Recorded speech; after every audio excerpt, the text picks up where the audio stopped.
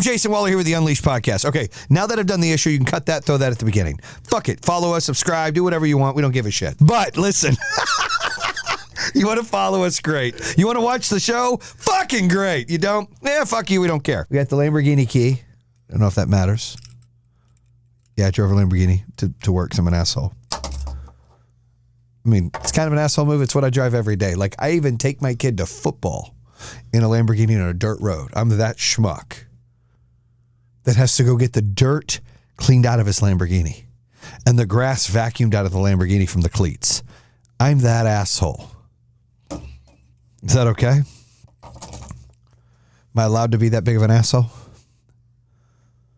All right, get ready to go live. Look, I've got fucking, dude, I think, look, you know, when I stand like here, it looks like I've got a green thing on my head. So if I stand like here, is this okay right here? The alien, can you see the alien okay? Should I move the alien? Should the alien be moved there? Is that okay for you? It's worse. I wasn't trying to get worse. That's why I had it framed, man. Is that better right there? Fix how you need the fucking alien. How do you need? I had it. How do you need her? How do you need Zara? That's good. What the fuck? What the fuck? Getting ready to start. It's hot in here, dude. I feel like, can I do a shirtless podcast? Yeah, but let me just leave first. You want to leave? You don't want to be here if I take my shirt off? I could do a shirtless. Could I do a bottomless podcast? I think you should. Have you seen Harold and Kumar, the fucking show, and you know where they Guantanamo Bay and the meat sandwich? You familiar with the meat sandwich? I didn't watch it. You didn't watch it? Well, they go to a party, but it's a bottomless party, not a topless party. Okay. So everyone's got deep pants. They're just walking around with shit out. It's kind of a cool party if you think about it. I'm a clothes on kind of person. All right, you guys are in for a treat. I'm about to go record a podcast here. This one will be out when? Like a week from now, 2 weeks from now? Friday. Next Friday. No, you already have one for Friday, or would you use this? Not this coming Friday, but the following Friday. Oh, so this is like a long time from now. 17th, 18th, 1 week. You know, holy shit. All right, so if we get enough points here, you know, I will go shirtless on the podcast, but we got to have enough people be like, take your shirt off, and I'll take my shirt off. Like, I ain't even done the intro yet. I'll have to fucking edit it anyway, so. Why? No, I mean, I'm going to see the video anyway. I'm like, I'll leave. I'm going to be watching it. You'll already know what's happening. No, I'm going to see. You'll have to see me without my shirt. Yeah. But, dude, me without my shirt is like seeing Jesus wrapped up in a blanket. It's fucking amazing. But what I'll say is, now I forgot my train of thought. God, you know what I call my body? I call my body a pool body. So from the chest up, dude, I'm fucking jacked.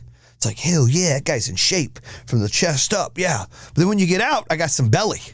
It's like a dad bod. It's like, he's probably a dad or a grandpa or something, right? That's kind of in, right? That's in. That's why I said, like, shirt off, chest up. Like, I'm a bad motherfucker. So if we were able to, like, edit this video right here for this podcast, we got TikTok Live, I'd make it a shirtless podcast. We just have to cut it from right here, where I just look like I'm all fucking jacked like a tank. I can crop it for you. I think I might do that. Just be one of those gangsters. I'll be like, Wes Watson. Shout out to Wes Watson. Hey, you did another steroid. I'm going to get you, brother. One of those type things.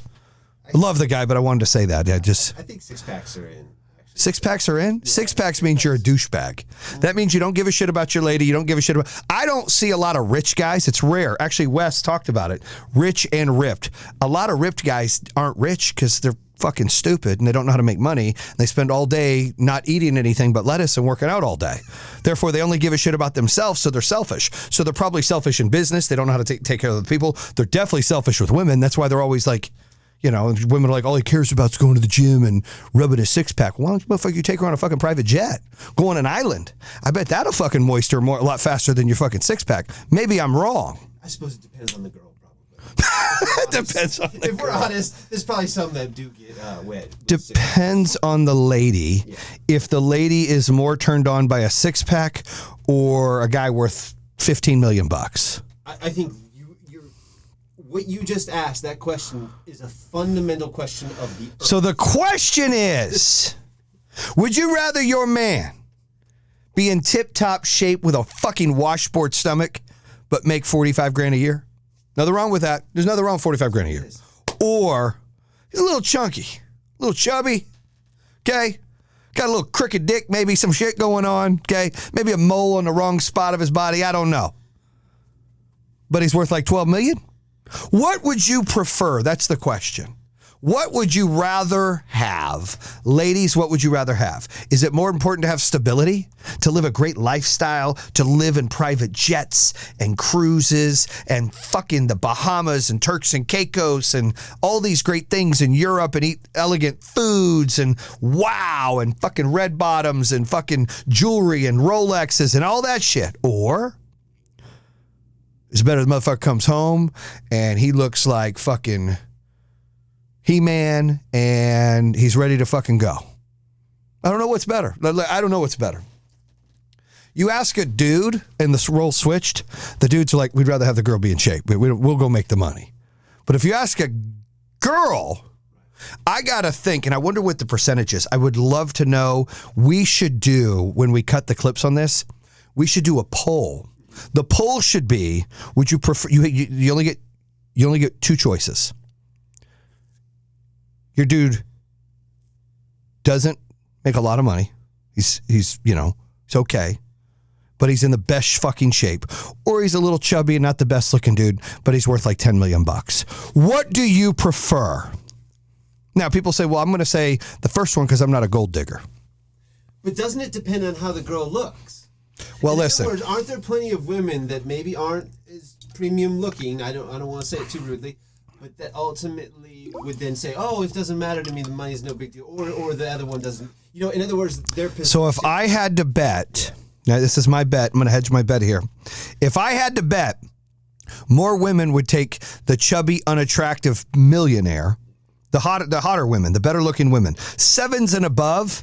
This is my bet. We're going to do a poll here. 7s and above. So ladies out there you feel like you're a fucking, if you're a fucking 7 or not. If you're a 4, bitch, you're a 4. Okay? If you're a 2, don't even fucking respond because it doesn't matter. Okay? Nobody's talking to you anyways. You're a fucking 2.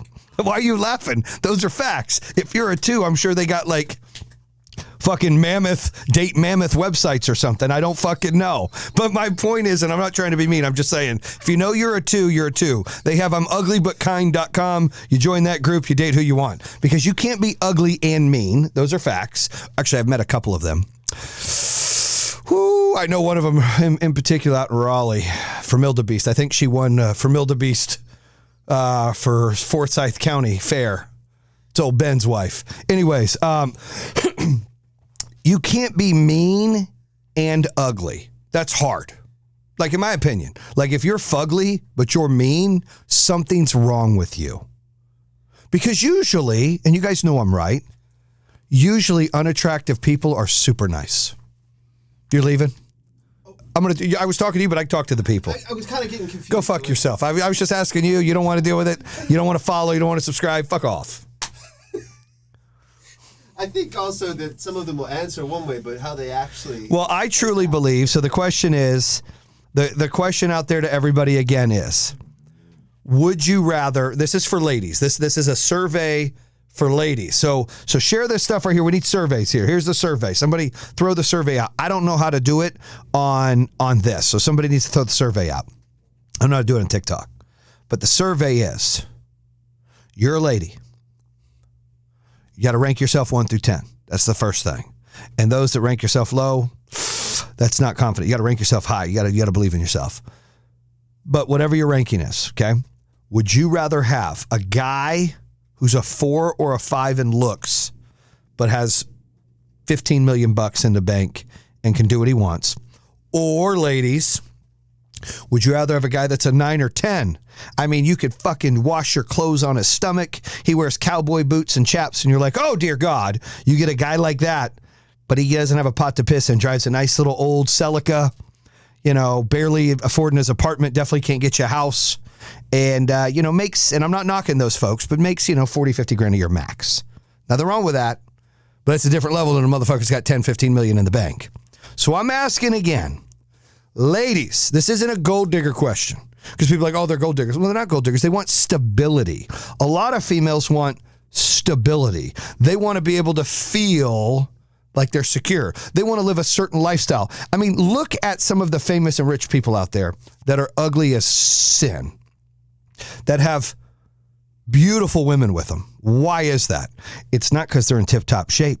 It's not because they're the sweetest people in the world. It's because they have a lifestyle and they have income that can really change your outlook in life and make you and stabilize your situation. So the question is, I think Zara agrees with me here. The question again is, what would you prefer? Now, I'm going to bet that like 60 or 70% of the women out there are going to take the guy that's a 4 or 5 that's worth $15 million rather than the guy that's a 9.5 or a 10 that makes 50 grand a year. I'm going to say that, especially the girls with the higher ratings of your looks or intelligence. Like, I think everybody can put a number on themselves, right? And, I believe everybody's somewhat equal, but it depends on what you're measuring. Meaning, like, you can be really unattractive, but you can be the nicest person in the world. You can be super attractive, and you can be a complete asshole or dickhead or mean lady, right? You can be in the middle or in the middle. But you got these attributes, right? And they're pretty much equal. It's like a video game. You take your attributes and you slide them over. This person's got height. This person's got, money. Oop, this person's got a little wiener. Oh, okay, this person's got shortness. This person's got money, but this person's fat. This person's, chubby, and this person is not attractive, but this person's so kind and so smart, can make so much money. Like, I believe everybody's got attributes, right? You got to find out what your strengths are. I get back to what is... Someone just said attraction is important. However, respect is the most important. So let's throw that in there. Okay. So I'm going to say this again. I didn't bring that variable into the situation. My exact survey right now is, would you pick a guy who's a 4 or 5, meaning he's somewhat of a dick, not a big dick, but maybe kind of a dick, worth $15 million. So he's semi-attractive. He's like a 5 or 6, maybe 4 to 5, 6.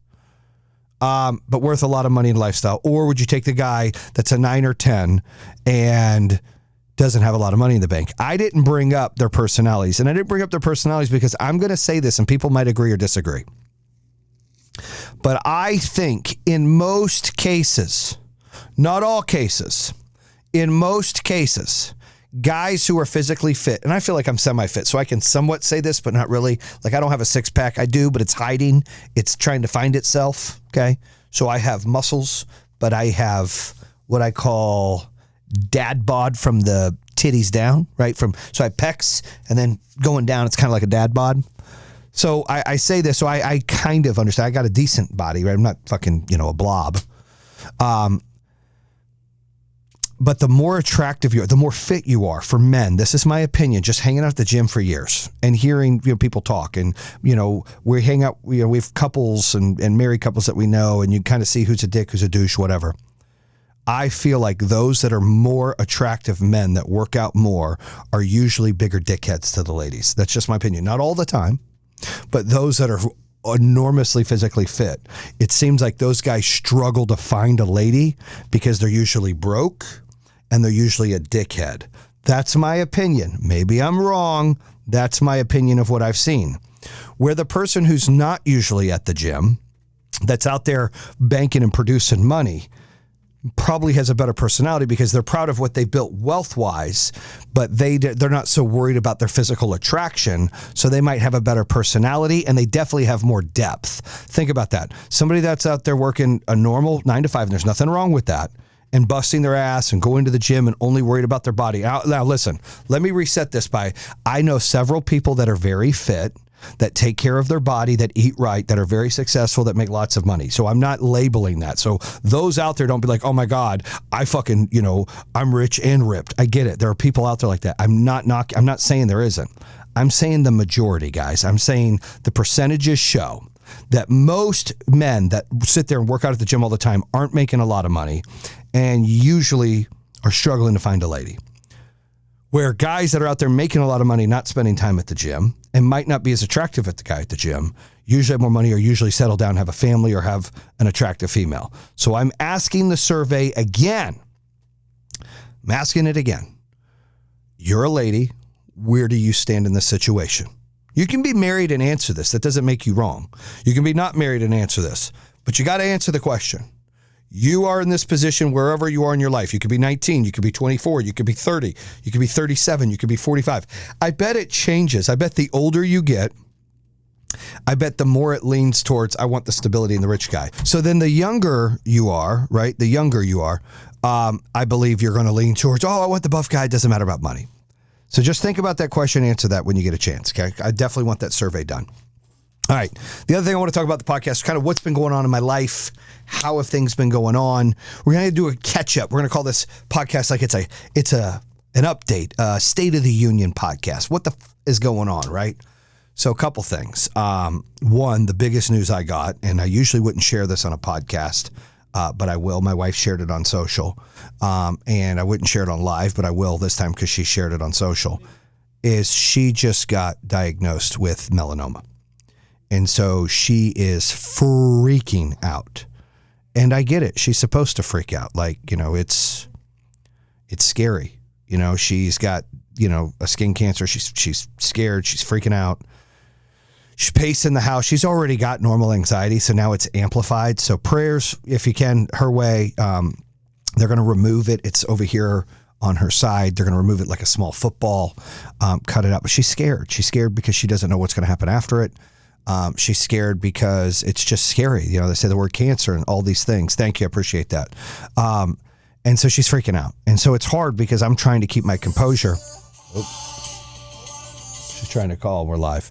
I'm trying to keep my composure and keep her positive and focused, but it's hard because she's nervous. She's scared.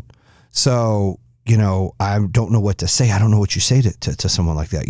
I know that if you manifest positivity and you think positive things, I know that it's a lot easier to get through things. That I believe. But this is scary. And so she's going through that right now. And she just got the news of that a couple days ago. And look, I'm a big believer of you find something, the news is good. It's not good, but it's like it could be worse. You have to look at things as, okay, now I have this. Now I got to monitor this. Now I got to deal with this. Now I got to pay attention to this. Now it's on the radar. I try to tell her, like, hey, let's manifest positivity out of this, that we're going to get ahead of this. We see what's going on, and we just do what we got to do to make sure that this doesn't get worse and that we can eliminate it, right? But it's just hard. And so we're going through that at home. So that's been a big deal. So any prayers you can send our way, we'd appreciate that. She's going through a hard time with that. So, we will, I told her, and I told her I'll be there. Like we're doing this together. She's not alone on this. She's got me and her family and the kids and we're all in it together, but it's just, it's scary. Right. So everybody should get checked. Like, she just saw a little brown mole that was a little dark and boom, there it is. So now I'm like freaking out on my body. I've got this little small cyst on the back that's grown. So I'm like, oh shit, maybe we get it removed. So, just stay positive on that. Stay, proactive on those things. The other thing we got going on, so that's been a big burden and bad news, but we're going to make the best out of it. We've got Hannah's kid. We posted on social media today. My favorite person in the world, which is Lily, which is my granddaughter, Hannah's daughter. So beautiful. I posted that picture. She amazing pictures. Her brother, Grayson, also a beautiful kid. He's disgusting. He's nasty. 100% nasty. He literally, I know I had a thing on my show and I had a thing on social media, I don't know, 3 months ago where I shit the bed. I said literally shit the bed, where I sleep naked and I had gas in the middle of the night, didn't know and didn't trust it, and boom, had a little stain on the thing. I shared it was gross, but listen, I shared it all over social, it was there. You can find it, it's there, okay?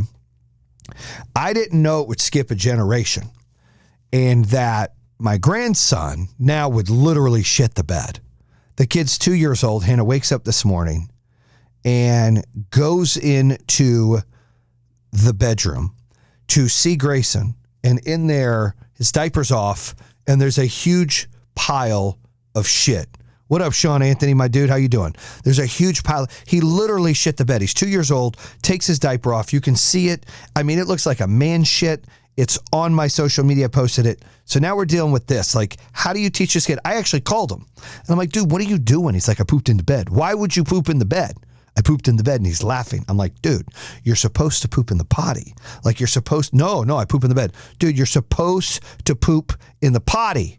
And he's not. He pooped in the bed. So literally, if you go to my social, you go on TikTok, you go on Instagram, you go into those spots, you can see the video where Hannah sees it this morning. It's so disgusting. So we're dealing with that.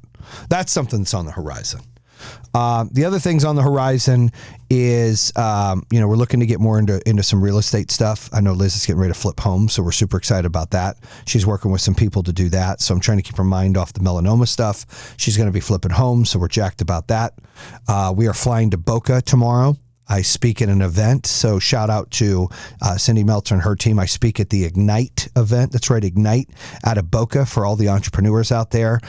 So I'll be there speaking Friday night. So anybody out in the Boca area or Fort Lauderdale area or Delray Beach area or any of that, Miami, come up and see me. I speak tomorrow, Friday at 6 p.m.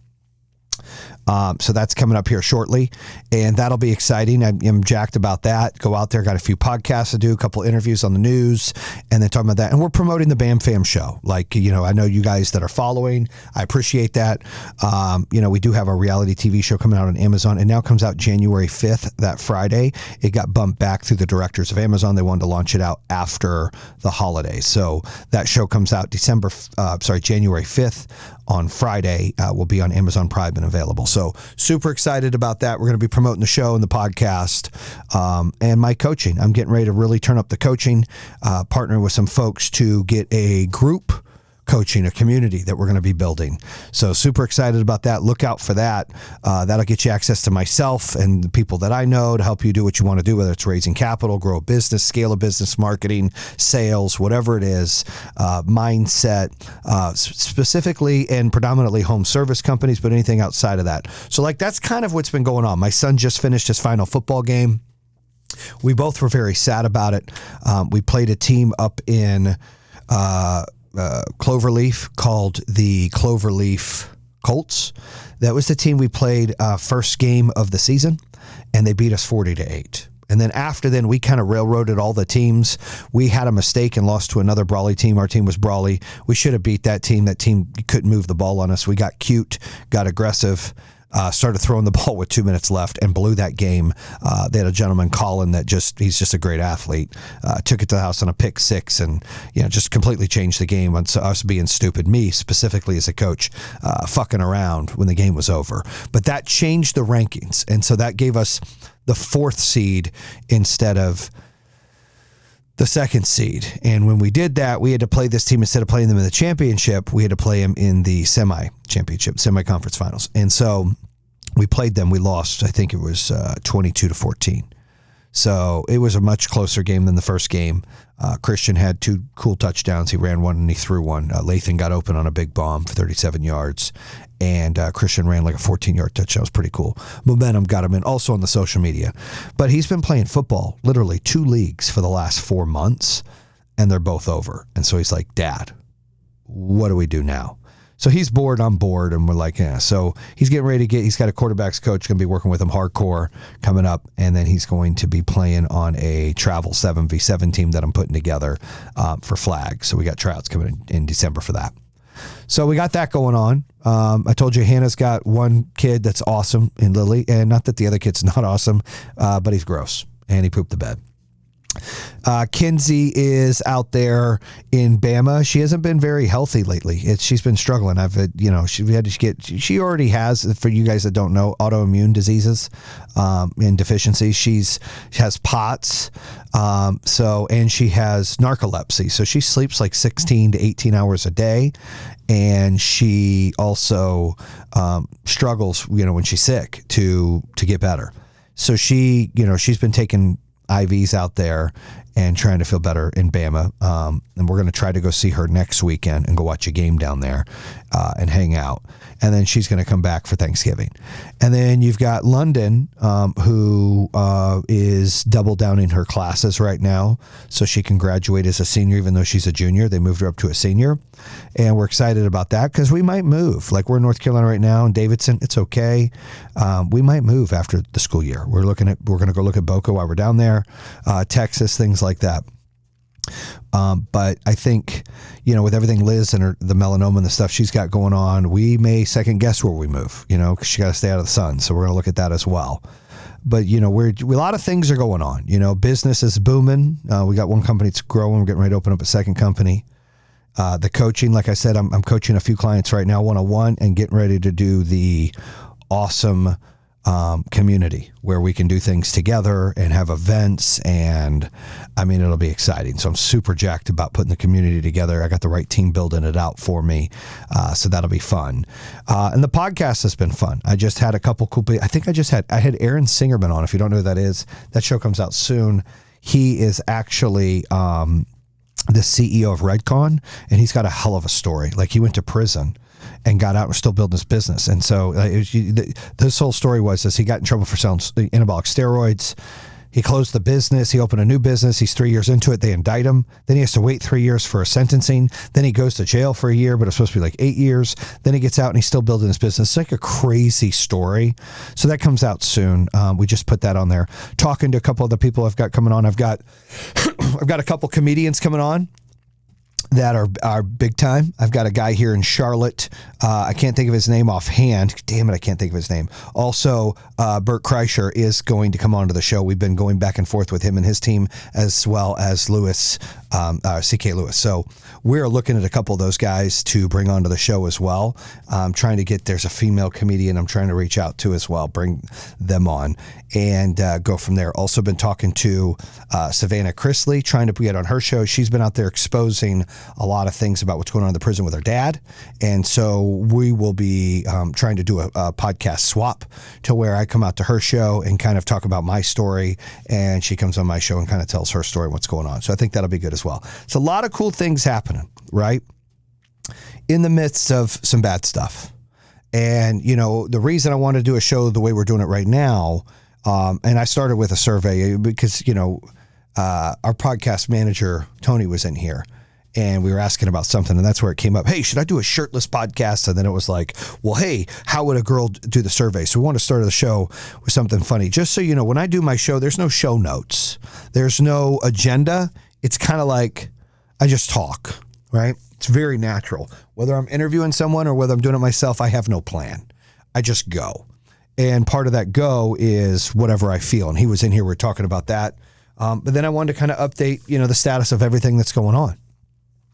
We've got,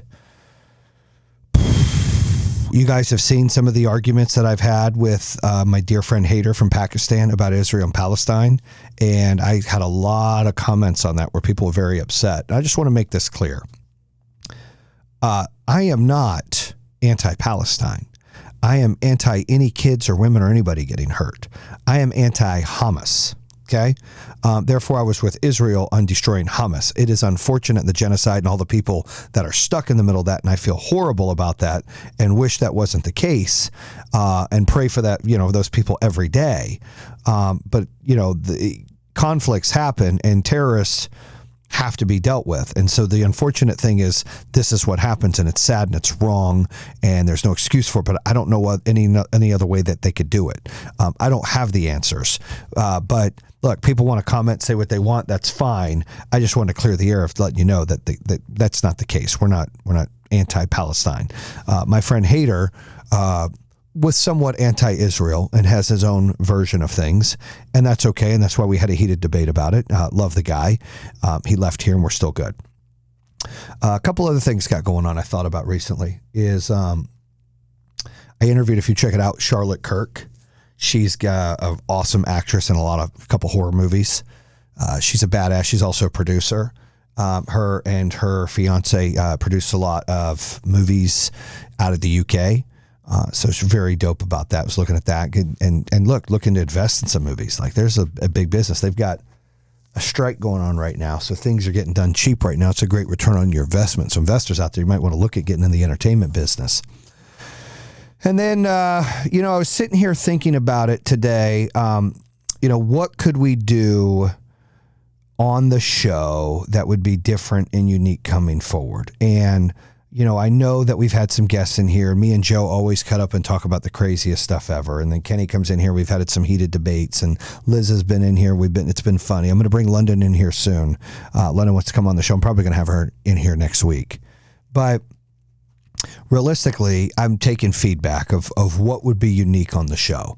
I am talking about taking the show over to a cigar bar over in Morrisville. Called the Gold Leaf. The owner said I can come out there and do the show there. I want to go there, have a few drinks, smoke a couple cigars while we're doing the show. I think it'll be pretty dope. So we might get a different scenery than just Zara and Zog here in the podcast studio here in Charlotte. But we're going to look to do that as well. The other thing I want to talk about is, I mentioned earlier all the struggles and problems that we're going through, as well as the good things. You have to be able to digest, and you have to be able to navigate and compartmentalize your problems you're going through and how you're going to deal with them. The problem we have in society today, and my wife's doing it right now, and I feel horrible for it, that's why I'm praying for her, is you get stuck in the negative, and then that consumes you. And then everything around you becomes negative. And the problem with that is it's hard for you to focus to be anything positive. And I'm a true believer, if you manifest a lot of the things in your life, if you say it, it can be true. If you work at it, it can be true. If you believe it, it can happen. And what I see happen, even with those that I love, is they get stuck in the negativity. I mean, we all have done it. I've done it as well. And then you're just sitting there and you're just focused on that. Therefore, you're not able to focus on other things to live your life the way God intended you to live and to do the things that you needed to do. And so my advice to everybody would be pretty simple and pretty laid back, and say that you have to find a way to take each bad situation and find what the positive is on that, right? So if with my wife's melanoma, right? She's scared and has every right to be fearful. I mean, I've never seen her this upset. It's scary, right? She caught it and it's stage 1. She cuts it out. She monitors it. That's a good thing. It's a horrible thing it's there, but it's a good thing that it's not 3 or 4. It's a good thing that they can take it out. It's a good thing that she can monitor it. If I can get her to change her mindset and think like that, I think it'll be easier for her to get through this and enjoy the moments and memories between now and then of monitoring. Otherwise, it's like purgatory of negativity. And I hear this and I see this all the time. People in business, people in life, marriages, relationships, they get stuck into the negative and they dwell. We all do it. I do it. Like, I'm not like a fucking therapist. I don't have like a magic wand where I can change your mind and fix you. Like, I got my own fucking problems and I get negative sometimes too. But I always have to tell myself, what is the positive in this? What are the things that I can learn from this? What are the things that I can control? And what are the things I can't control? The things that I can control, what can I do to better myself and better my situation? And when you start to really just strip things down or peel that onion back, it's easier to really navigate through your life, whether it's bad or good, whatever's going on. It's all relative. Everybody goes through stuff. Everybody's going through problems all the time. Christian's doing great. Thanks for asking. So, for anybody that says their life is fucking perfect, they're full of shit. And the more perfect they say it is, the more they're lying. Nobody's life is perfect. Everybody's got something going on. Those are facts. And if you watch people's social media, the better their social media looks, the more they're hiding. That's also my belief. Okay? So don't forget my survey earlier. Don't forget to give prayers out for Liz and the melanoma. Stay positive. Check out all the podcasts coming out. Make sure that you're subscribing on all the platforms, whether it's TikTok, YouTube, Instagram, Facebook, and make sure you're ready for that launch for the BAM Fam. We're going to throw a giant party in Delray Beach. So if you're local or you want to go, we know you, your friends, your fan, your supporter, whatever you are, we'd love to have you. We're going to throw a huge party in Delray January 5th for the show coming out. We'll also do one virtual. So if you're interested in that, you can definitely DM me. I do check my DMs. I have somebody in there, but I check my DMs as well. So you can DM me and we can work that out. I appreciate everybody. Go out and crush it. Finish the week. Bam!